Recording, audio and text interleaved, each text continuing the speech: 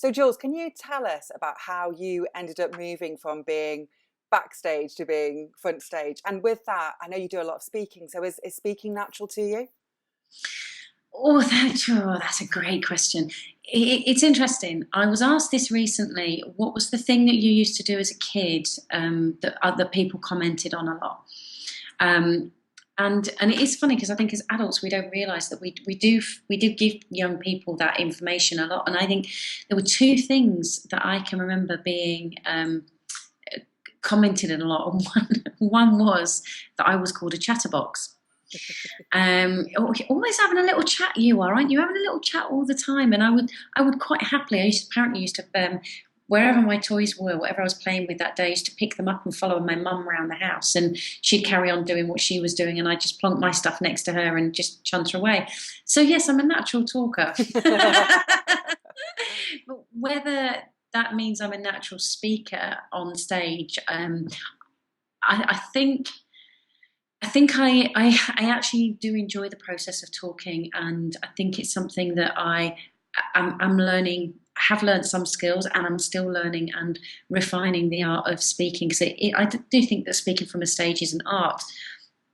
And whilst I used to do acting as a kid, I was fine with that at school. But the moment, because I was a big fish in a small pond in that sense, but the moment you took me out of that environment, it was just, it was awful, and I really struggled. And that's why I knew I wanted to work in theatre, but went backstage because I knew I couldn't be on stage. It was too much. I'd be judged, I'd be criticised, and there's no way I could do that. And what I now realise looking at it is it's because I lacked that confidence to be out there, and wasn't comfortable in my own skin. And a lot of people will say they have a fear of public speaking, but actually what I think they have is more of a fear of being judged.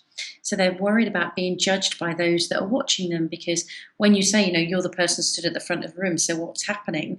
People will say, well, that means everyone's looking at you. All eyes are on you. And we make this assumption then that people are going into, and they're immediately analysing and criticising what we're saying. And whilst there may be some people out there, the majority of people actually want whoever they're listening to do well. They want to give them information.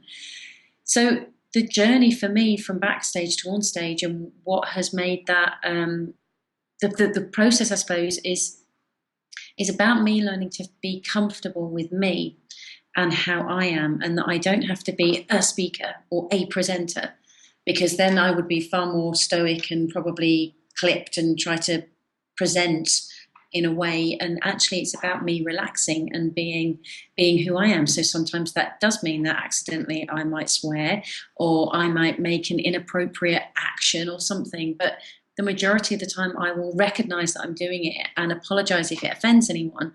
And it's about, that's me.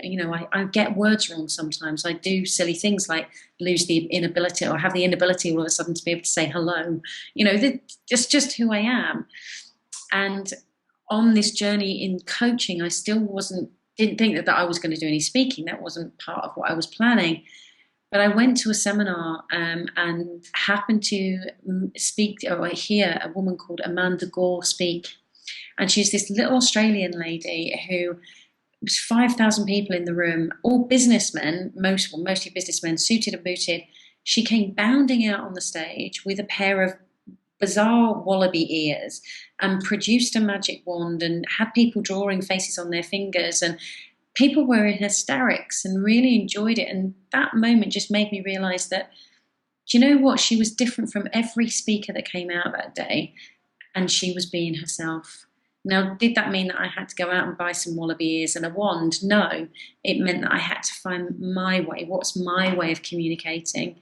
And the more I've relaxed into that, so rather than trying to be somebody else, I'm just relaxing into being me. And that's what I've found it has supported me with being comfortable as a speaker now. Mm.